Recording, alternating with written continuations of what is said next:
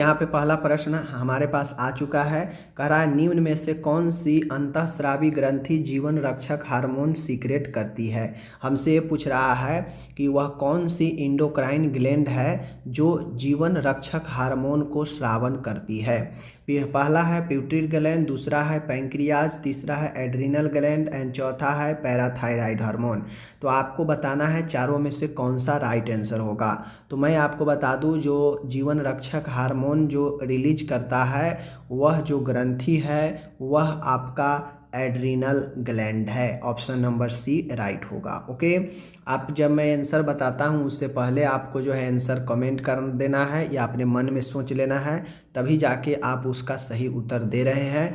नहीं तो मेरे बताने के बाद अगर आप कह रहे हैं कि हाँ ये तो हमको आता ही था, तो फिर गड़बड़ है, फिर आप कन्फ्यूजन में है। ठीक है, आगे है, कह रहा है मनुष्य की जीभ का कौन सा भाग मीठे स्वाद का ज्ञान कराने से संबंधित है। मतलब मनुष्य के जो जीभ है, टंग है, उसमें अलग अलग आपको जो है पार्ट है, उसमें आगे का जो भाग है वह स्वाद मीठा का ज्ञान जो है आपका कराता है। ठीक है ना, आगे का भाग। सॉरी मैंने इसका आंसर ही बता दिया, बट 4 ऑप्शन दिया गया था, इसमें राइट आंसर कौन सा होगा। शुरुआती भाग, अग्रभाग जो मीठा का ज्ञान कराता है। ठीक है ना। तीसरा यहाँ पे क्वेश्चन है T3 हार्मोन का सिक्रेशन जो है शरीर के किस भाग द्वारा होता है। T3 जिसे हम लोग, आप लोग कमेंट करके बताइए T3 का दूसरा नाम क्या है। ठीक है ना। T3 एक हार्मोन है जो स्रावन होता है शरीर के किस भाग द्वारा, बताना है। 4 ऑप्शन है, पैंक्रियाज के बीटा सेल द्वारा, पैंक्रियाज के अल्फा सेल द्वारा, टेस्टिज में पाई जाने वाली अंतरानी सेल द्वारा और थायराइड नामक इंडोक्राइन ग्लैंड द्वारा। तो जो T3 हार्मोन होता है यह आपका किसके द्वारा स्रावित होता है, तो यह आपके जो है थायराइड नामक इंडोक्राइन ग्लैंड द्वारा स्रावित होता है। ओके, आगे बढ़ते हैं। आगे है, मैं बता दूं जो पैंक्रियाज है, पैंक्रियाज के जो बीटा सेल है वह इंसुलिन का स्रावन करता है, आपको पता है। और टेस्टिज किसका जो है स्रावित करता है, टेस्टिज जो है टेस्टोस्टेरोन को स्रावन करता है। ठीक है, जो कि एक पुरुष सेक्स हार्मोन है टेस्टोस्टेरोन। ओके, आगे बढ़ते हैं। चौथा नंबर का क्वेश्चन है, सभी क्वेश्चन एक लेवल का आएगा, आप देखते हैं कि क्यूज में कितना सही जवाब दे पाते हैं। ठीक है ना। बहुत अच्छे तैयारी अगर आपका है तो ज़रूर जवाब दीजिएगा, बढ़िया। नहीं तैयारी है तो समझ लीजिए क्या हाल होने वाला है आपका एग्जाम में। ठीक है ना। एक मतलब है, एक मनुष्य है, मनुष्य का जो बड़े वाला आंत होता है, लार्ज इंटेस्टाइन होता है, उसकी लंबाई होती है, लंबाई क्या होती है, देखिए 4 ऑप्शन है। छोटी आंत से अधिक होती है, छोटी आंत से कम होती है, और छोटी आंत के बराबर होती है, या फिर शून्य होती है। तो मैं कुछ आपको चीज़ें बता दूं, ये जो लार्ज इंटेस्टाइन होता है ना, तो लार्ज इंटेस्टाइन को हम लोग लार्ज, बड़ा इसीलिए बोलते हैं क्योंकि इसका जो चौड़ाई होता है यह ज़्यादा होता है। ठीक है, लंबाई क्या होता है, कम होता है, लेकिन चौड़ाई ज़्यादा होता है, इसीलिए इसे लार्ज इंटेस्टाइन कहते हैं। अब जो लार्ज इंटेस्टाइन होता है, चारों ऑप्शन दिए गए हैं, इनमें राइट क्या होगा, तो जो स्मॉल इंटेस्टाइन होता है ए इससे क्या अधिक होगा, क्या स्मॉल इंटेस्टाइन से कम होगा, या फिर स्मॉल इंटेस्टाइन के बराबर होता है। तो जो लार्ज इंटेस्टाइन होता है, लार्ज इंटेस्टाइन की जो लंबाई है वह स्मॉल इंटेस्टाइन से कम होती है। अब आपको कन्फ्यूजन होगा, इसीलिए मैं बता दिया हूँ कि लार्ज इंटेस्टाइन बड़ी आंत इसीलिए हम लोग बोलते हैं क्योंकि उसका जो चौड़ाई होता है वह ज़्यादा होता है, लंबाई कम होता है। लेकिन लंबाई के बारे में ही हमसे पूछ रहा है, छोटी आंत की लंबाई अधिक होती है जबकि चौड़ाई कम होती है। समझ गए, आगे बढ़ते हैं। 5वां नंबर का क्वेश्चन है, निम्न में से ग्रामीण रूरल एरियाज में हेल्थ केयर के क्रियान्वयन से संबंधित संस्था कौन सा है। हमसे ये पूछ रहा है कि ग्रामीण क्षेत्र, क्वेश्चन हमसे ये पूछ रहा है, यहाँ पे क्वेश्चन देखिए आप लोग समझिए, आपके समझ में है तो ऐसा ही क्वेश्चन पूछता है। ठीक है, एक लाइन वाला या ऐसे वाला नहीं देगा। कह रहा है कि ग्रामीण क्षेत्र में जो स्वास्थ्य की देखभाल है यह किन किन संस्थान के द्वारा क्रियान्वयन किया जाता है। ठीक है, आप लोग जानते हैं कि ग्रामीण एरिया में उप केंद्र होता है, प्राथमिक स्वास्थ्य केंद्र होता है। ठीक है ना, बहुत सारे अलग अलग केंद्र होते हैं। तो आपको बताना है कि ग्रामीण क्षेत्रों में हेल्थ केयर प्रोवाइड करने वाली इनमें से कौन कौन संस्था है। क्या उपकेंद्र है, क्या प्राइमरी हेल्थ केयर है, प्राइमरी हेल्थ केयर सेंटर है, या फिर आंगनबाड़ी सेंटर है, या फिर ये सब है। तो मैं बता दूं, राइट आंसर आप लोग कमेंट करिएगा। मैं बता दूं कि रूरल एरियाज में जो हेल्थ केयर प्रोवाइड करने वाला है वह उपकेंद्र भी है, ठीक है, पीएचसी भी है एंड आंगनबाड़ी केंद्र भी है, ठीक है ना। तो आपका इनमें से ऑप्शन नंबर डी राइट हो जाएगा। आगे बढ़ते हैं। छठा नंबर क्वेश्चन है, कहता है ईएसआई स्कीम, कर्मचारी राज्य बीमा योजना ईएसआई स्कीम जो है, यह इसके अंतर्गत जो लाभ मिलता है वह कौन कौन लाभ मिलता है। ऑप्शन दिया गया है, मेडिकल बेनिफिट, विकलांगता का लाभ मिलता है, मातृत्व मैटरनिटी बेनिफिट मिलता है। तो ईएसआई के अंतर्गत मैं बता दूं 4 ऑप्शन दिए हैं, इसमें जो राइट आंसर है वह ऑप्शन नंबर डी होगा। ईएसआई के अंदर मैटरनिटी, अब जैसे कोई महिला कर्मचारी है, उसको प्रेग्नेंट है, तो उसको जो है 6 महीने का जो है मैटरनिटी अवकाश भी मिलता है। ओके, विकलांगता लाभ भी मिलता है, मेडिकल फैसिलिटी भी मिलता है। ईएसआई एक्ट जो है, ईएसआई एक्ट जो बना वह 1948 में आया था, ईएसआई एक्ट, ठीक है, ध्यान दीजिएगा। आगे है 7वां नंबर का क्वेश्चन है, निम्न में से असत्य कथन को चुनना है, मतलब गलत चुनना है, ठीक है। 4 ऑप्शन है, इन चारों में कौन गलत है, गलत बताना है, ठीक है। पहला कह रहा है कि सब सेंट्रल रूरल एरियाज में हेल्थ केयर के क्रियान्वयन से संबंधित है।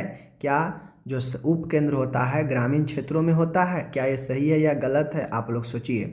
बी है, कहता है कि उपकेंद्र पर जो देखभाल प्रदान किया जाता है वह एएनएम तथा एक जीएनएम के स्टाफ मौजूद होते हैं उपकेंद्र पर। क्या उपकेंद्र पर एएनएम और जीएनएम के स्टाफ होते हैं, आप लोग सोचिए। ANM maternal and child health service प्रदान करती है। क्या एएनएम मातृत्व एवं शिशु देखभाल प्रदान करती है। बीसीजी का टीका बर्थ के समय लगाया जाता है। तो ये 4 में से कौन गलत है, असत्य कौन है। तो देखिए, सब सेंटर ग्रामीण क्षेत्र में होता है, सही बात है। एएनएम जो होता है मातृत्व एवं शिशु देखभाल प्रदान करती है, ये भी सही है। और बीसीजी जन्म के समय लगाया जाता है, ये भी सही है। यानी बच कौन जाता है, ऑप्शन बी गलत है। सब सेंटर उप केंद्र पर एएनएम का तो स्टाफ होती है, वहाँ पे एक जो है महिला कार्यकर्ता तो होती है, बट जीएनएम का कार्यकर्ता जो है नहीं होता है, ठीक है। वहाँ पे एक महिला स्वास्थ्य कार्यकर्ता और एक पुरुष स्वास्थ्य कार्यकर्ता होता है सब सेंटर पर। तो ऑप्शन बी गलत हो जाएगा। ओके, 8वां क्वेश्चन है यहाँ पे कि निम्न में से पुनर्वास नर्सिंग रिहैबिलिटेशन नर्सिंग के उद्देश्य में शामिल है। पुनर्वास के मतलब आप लोग समझ रहे होंगे, रिहैबिलिटेशन का अर्थ, उसके बारे में क्या क्या शामिल है ये बताना है। शारीरिक तथा मानसिक रूप से अनुत्पादक व्यक्ति को उत्पादक व्यक्ति बनाना, क्या ये सही है, शामिल है इसमें। चोट तथा बीमारी के कारण होने वाले दुष्प्रभावों को कम करना, क्या ये उद्देश्य है। विकलांगता की स्थिति में व्यक्ति का यथासंभव सर्वोत्तम समायोजन सुनिश्चित करना, क्या ये सही है। अगर सही है तो पूरा के पूरे सही है, ये बात बताना है। तो देखिए, रिहैबिलिटेशन का मतलब होता है कि ग्रसित प्रभावित व्यक्ति को मदद करना, ठीक है ना। नर्सिंग केयर प्रदान करके लोगों को अच्छे जीवन प्रदान किया जाता है, ठीक है। कोई व्यक्ति मानसिक रूप से पीड़ित है तो उसको नॉर्मल लाइफ जो लाने में मदद किया जाता है। कोई विकलांग व्यक्ति है तो वह अपने जीवन को बेहतर तरीके से आगे निर्वाह कर पाए, इस लायक बनाया जाता है। मतलब एक नॉर्मल जीने लायक व्यक्ति को बनाया जाता है, ट्रेनिंग दिया जाता है। तो यह रिहैबिलिटेशन नर्सिंग में होता है, जहाँ पे व्यक्ति अपना जीवन पुनः शुरू कर पाए, ठीक है ना, वही पुनर्वास नर्सिंग होता है। तो इसमें शारीरिक मानसिक रूप से ग्रसित व्यक्तियों को जो कुछ नहीं कर पा रहा उसको कुछ करने लायक बनाना, ये सही है। चोट या बीमारी के कारण कुछ साइड इफेक्ट होता है उसको भी कम करना, ये शामिल है। विकलांगता की स्थिति में व्यक्ति को यथासंभव जो भी सर्वोत्तम है उसको जो है समायोजन में सुनिश्चित करना, ये भी सही है। तो ऑप्शन नंबर डी आपका राइट है। ओके, आगे बढ़ता हूँ। 9वां है स्कैल्प वेन सेट का यूज जो है हम कहाँ पे करते हैं। तो स्कैल्प वेन सेट का यूज ऑप्शन ए है अस्थमैटिक अटैक के दौरान मेडिसिन इनहेलेशन द्वारा, ठीक है। नवजात में आईवी फ्लूइड एडमिनिस्ट्रेशन करने के लिए, हाइपोथर्मिया के दौरान नवजात को हीट देने के लिए, या कटिंग के बाद नाभि नाल को बांधने के लिए। तो आपको बताना है चारों में से राइट कौन है स्कैल्प वैन सेट के यूज के लिए। तो स्कैल्प वैन जो स्कैल्प वैन सेट होता है इसका यूज हम लोग नवजात में आईवी फ्लूइड एडमिनिस्ट्रेशन करने के लिए कर सकते हैं, ठीक है। आगे है 10वां नंबर का क्वेश्चन है, एक नवजात में सक्शन करते समय क्या जरूरी है। एक नवजात में अगर हम सक्शन करते हैं तो उस समय क्या जरूरी चीज़ें हैं। पहले नाक फिर मुंह का सक्शन करते हैं, पहले मुंह फिर नाक का सक्शन करते हैं, केवल नाक की सक्शन करेंगे या केवल मुंह की सक्शनिंग करेंगे। तो मैं आपको बता दूं चारों में से जो राइट आंसर होगा वह अपन यहाँ पे राइट आंसर जो होगा पहले मुंह का सक्शनिंग करेंगे फिर नाक का सक्शनिंग करते हैं। तो एक नवजात के लिए सक्शनिंग के लिए सही ये है कि पहले मुंह का कीजिए फिर नाक का कीजिए, ठीक है। आगे है यहाँ पे कंगारू मदर केयर केएमसी के बारे में ट्रू सेंटेंस क्या है। केएमसी के बारे में अगर आप लोग जानते होंगे तो उसके ट्रू सेंटेंस को भी आप लोग ज़रूर बता पाएंगे, ठीक है। तो केएमसी के लिए जो ज़रूरी चीज़ें हैं वो क्या है, इसमें सत्य स्किन टू स्किन कांटेक्ट है, स्तनपान में मदद करता है, हाइपोथर्मिया से बचाता है। क्या ये सही है? अगर ये सही नहीं है तो यह स्किन टू स्किन कांटेक्ट है और यह पीलिया से बचाता है। क्या ये सही है? यह स्किन टू स्किन कांटेक्ट तो है ही, क्या यह निमोनिया से बचाता है या फिर डायरिया से बचाव करता है? आप लोग खुद सोचिए। तो आपको पता है केएमसी जो होता है वह स्किन टू स्किन तो है ही, ठीक है। साथ में यह स्तनपान को बढ़ावा देता है और यह हाइपोथर्मिया यानी लो टेम्परेचर से बचाता है, ठीक है। तो आपका ऑप्शन नंबर ए सही है। 12 है कॉन्सेप्ट क्लियर होने वाला सारे प्रश्न हैं, अगर आप यहाँ से जुड़ते हैं जरूर बेहतर तैयारी कर सकते हैं। चिल्ड्रेन में रूमेटिक फीवर का प्री डिस्पोजिंग फैक्टर क्या है। कह रहा है कि बच्चे में जो रूमेटिक फीवर होता है उसका प्री डिस्पोजिंग कारक क्या है।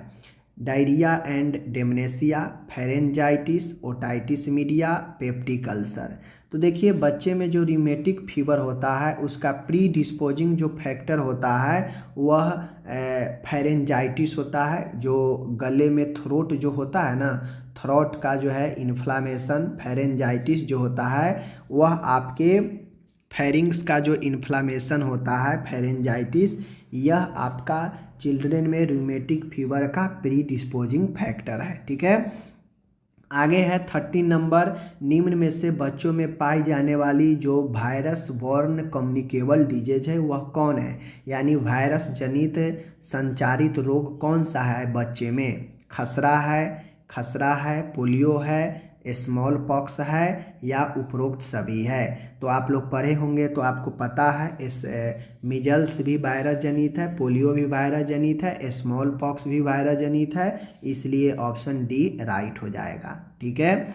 आगे है 14 नंबर, नॉन स्ट्रेस टेस्ट है, ठीक है। नॉन स्ट्रेस टेस्ट है मतलब एनएसटी जो टेस्ट होता है वह कौन सा है। क्या इन्वेंसिव टेस्ट है, नॉन इन्वेंसिव टेस्ट है, ठीक है, या इंट्राडर्मल टेस्ट है, या इनमें से कोई नहीं। तो आपको मैं बता दूं जानकारी के लिए, इन्वेंसिव में होता यह है कि आपके बॉडी में कोई उपकरण डाला जाता है या आपके स्किन पर कोई चीरा लगाकर टेस्ट किया जाता है, ठीक है। लेकिन नॉन इन्वेंसिव टेस्ट वह टेस्ट होता है जिसमें आपके बॉडी के अंदर कोई जो है उपकरण नहीं डाला जाता है, ना कोई चीरा लगाया जाता है, ठीक है। और ये जो नॉन स्ट्रेस टेस्ट होता है यह आपका B option non invasive test ही होता है। ओके, आगे बढ़ते हैं। 15 नंबर का क्वेश्चन है, देख लीजिए। ऑक्सीटॉक्सिन चैलेंज टेस्ट ओसीटी में गर्भाशय संकुचन कैसे उत्पन्न किए जाते हैं। ओसीटी ऑक्सीटॉक्सिन चैलेंज जो टेस्ट होता है इसमें गर्भाशय का संकुचन कैसे उत्पन्न करते हैं, ठीक है। आईवी ऑक्सीटॉक्सिन द्वारा, ओरल ऑक्सीटॉक्सिन द्वारा, निपल को गोल गोल घुमाकर, या ऑब्स्ट्रक्टिव ग्रिप द्वारा। तो आपको पता होगा कि जब हमें यूट्रस के कंट्रैक्शन को शुरू करना होता है गर्भाशय को, तो हम लोग आईवी मार्ग से ऑक्सीटॉक्सिन देते हैं। ठीक है, तो ऑप्शन ए राइट होगा। आगे है 16 नंबर, निपल स्टिमुलेशन टेस्ट एनएसटी में यूटेराइन कंट्रैक्शन कैसे उत्पन्न करते हैं। अगर मान गए हमें एनएसटी निपल के द्वारा जो निपल स्टिमुलेशन टेस्ट होता है, अगर इससे हमको यूटेराइन कंट्रैक्शन उत्पन्न करना हो तो कैसे किया जा सकता है। आईवी ऑक्सीटॉक्सिन द्वारा, ओरल ऑक्सीटॉक्सिन द्वारा, निपल को गोल गोल घुमाकर, या फिर ऑब्स्ट्रक्टिव ग्रिप द्वारा। तो मैं बता दूं, जो निपल स्टिमुलेट टेस्ट होता है, इसमें होता यह है कि आपका फीमेल का जो स्तन होता है, उसका जो निपल होता है, निपल को उत्तेजित करने से भी आपके गर्भाशय का संकुचन जो है बढ़ता है। ठीक है, तो उसके लिए निपल का गोल गोल घुमाने से निपल जो ब्रेस्ट होता है उसमें उत्तेजना होता है, जिससे जो यूट्रस का कंट्रैक्शन है वो बढ़ता है। ठीक है, समझ गए। चलिए 17 नंबर क्वेश्चन है, प्राइमेग्रीविटा में प्रसव की कुल ड्यूरेशन कितनी होती है। प्रथम बार के गर्भ अवस्था में कुल ड्यूरेशन कितना होता है, ये बताना है लेबर का। तो उसमें होता यह है 12 से 14 घंटे, 6 से 8 घंटे, 2 से 3 दिन, 1 से 2 घंटे। तो प्राइमेग्रीविडा प्रसव में कुल ड्यूरेशन, कुल अवधि प्रसव का जो होता है वह 10 से 14 घंटे होता है। तो ऑप्शन नंबर ए राइट होगा। ओके, 18 नंबर क्वेश्चन है, निम्न में से एआरटी में शामिल दवाओं का समूह कौन सा है। एआरटी होता है एंटी रेट्रोवायरल थेरेपी होता है, जो HIV मरीजों के लिए चलता है। समझ गए, एड्स के मरीजों के लिए। इसमें जो दवा शामिल है वो कौन सा है, 4 ऑप्शन दिए गए हैं। आइसोनिजाइड, रिफाम्सिन, इथाम्बुटोल, पैराजिनामाइड, डेम्पसोन, रिफाम्सिन, क्लोफाजिमिन, जिडोबिडिन, लेमीब्यूडिन एंड नेविरेपाइन। ठीक है, या फिर sodium chloride, sodium nitrate, potassium chloride एवं शुगर। आपको बताना है एआरटी में दवा कौन सा शामिल है। सबसे पहले मैं बता दूं, ऑप्शन नंबर ए जो आप लोग यहाँ पे देख रहे हैं, आइसोनिजाइड, रिफाम्सिन, इथाम्बुटोल, पैराजिनामाइड, यह टीबी में डॉट्स में चलता है। ठीक है, टीबी के लिए। उसके बाद आप यहाँ पे देख रहे हैं डेप्सोन, रिफाम्सिन एवं क्लोफाजिमिन, यह चलता है आपको MDT थेरेपी में। मल्टी ड्रग जो थेरेपी होता है उसको क्या बोलते हैं, कुष्ठ रोग में ये चलता है आपका ए वाला ग्रुप का दवाई।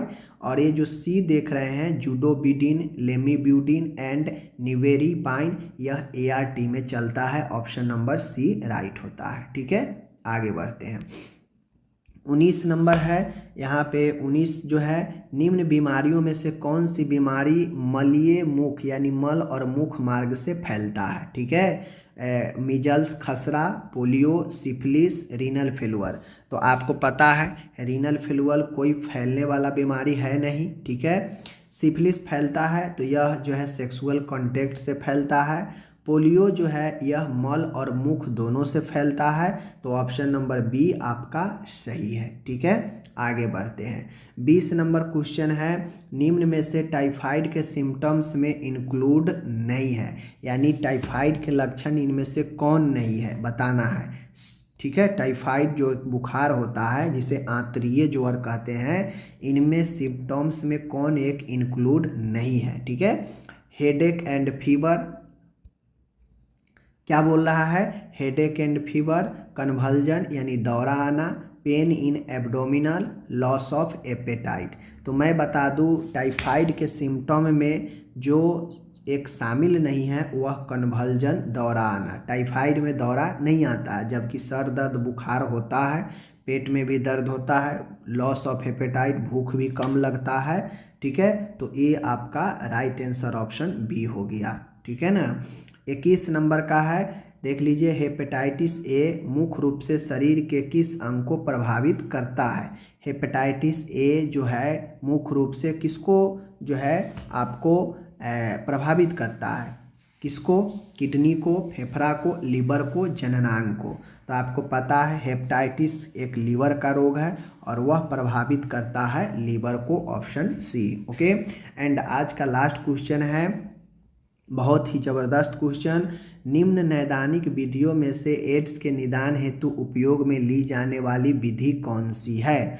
तो देख लिए 4 ऑप्शन है, एलिसा टेस्ट है, सिक टेस्ट है, लेप्रोमिन टेस्ट है, मल्टी ड्रग टेस्ट है। ठीक है, तो आपको मैं यहाँ पे बता दूँ कि एड्स के लिए जो उपयोग में लिया जाता है वह एलिसा टेस्ट भी लिया जाता है, सिक टेस्ट डिप्थीरिया के लिए लिया जाता है, आपको पता है। ठीक है ना, मैं आपको बता दूं एलिसा टेस्ट बेसिकली यह बॉडी में ब्लड में एंटीबॉडीज को पता करता है, एंटीबॉडीज को। ठीक है, तो एलिसा अलग अलग जो है बीमारियों में चेक किया जाता है, तो एक एड्स भी है जिसमें यह परीक्षण किया जाता है। ओके, चलिए 22 क्वेश्चन में 15 तक अगर जवाब दे देते हैं, सही सही 15 क्वेश्चन अगर आपको इसमें से आ रहा था तो मतलब आपका तैयारी अच्छा है, बढ़िया है। अगर आप तैयारी इसमें से मात्र 10 क्वेश्चन का जवाब ही दे रहे हैं, मतलब आपकी तैयारी जो है वीक है, कमज़ोर है, तैयारी और जो है ज़्यादा करना पड़ेगा। ठीक है, तो इस तरह से डेली आएंगे, डेली आपको जो है बेहतर से बेहतर क्वेश्चन मिलेंगे। डेली आप लोग जो भी स्टाफ नर्स की तैयारी करने वाले या करने वाली हैं, सब लोग के लिए ओपन चैलेंज है। कितना दम है, मैं डेली क्वेश्चन डालूंगा और देखूंगा कि आप लोग कितना जवाब दे पाते हो, आंसर कमेंट कर पाते हो। ठीक है, चलिए मिलते हैं नेक्स्ट कल वीडियो में, तब तक के लिए धन्यवाद।